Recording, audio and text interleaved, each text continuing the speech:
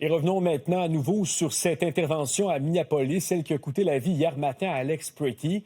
C'est une séquence qui ne dure que quelques secondes, mais depuis hier, elle est analysée image par image par des journalistes, d'anciens policiers et des internautes.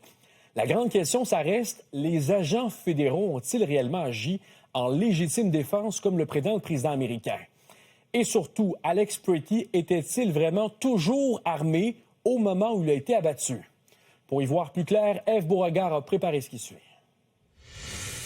On va regarder ensemble l'une des nombreuses vidéos qui ont circulé depuis le drame. On voit beaucoup mieux l'intervention sous différents angles, dont cette vidéo justement où on voit Alex Pretty, l'homme qui a été abattu. Regardez ce policier qui semble prendre quelque chose et par la suite s'éloigne finalement de la situation.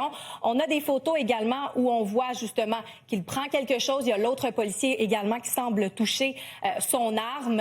Donc, le policier qui semble s'éloigner avec l'arme également. Et bien sûr, l'homme qui, quelques secondes plus tard, a été abattu.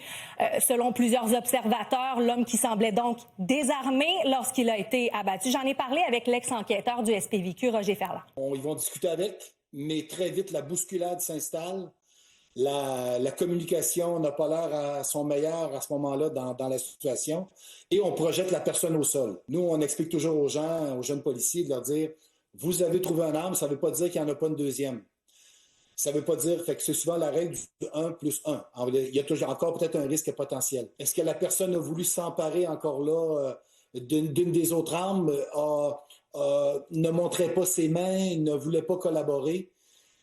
C'est là que ça devient difficile. Selon un capitaine retraité de la Sûreté du Québec, l'enquête va devoir obligatoirement démontrer que le policier avait un motif valable de tirer. On l'écoute. Il va falloir que j'explique en quoi j'ai perçu un danger aussi important pour que je puisse employer un moyen aussi radical. C'est pas automatique, c'est pas un droit de tuer une personne dans un escouade. Il y a des comptes à rendre, il faut les rendre, ces comptes-là. Les deux policiers là, qui étaient tous deux d'accord pour dire que la tension présentement entre les manifestants et les policiers n'ont pas aidé finalement à cette escalade et risque d'empirer ce qui s'en vient.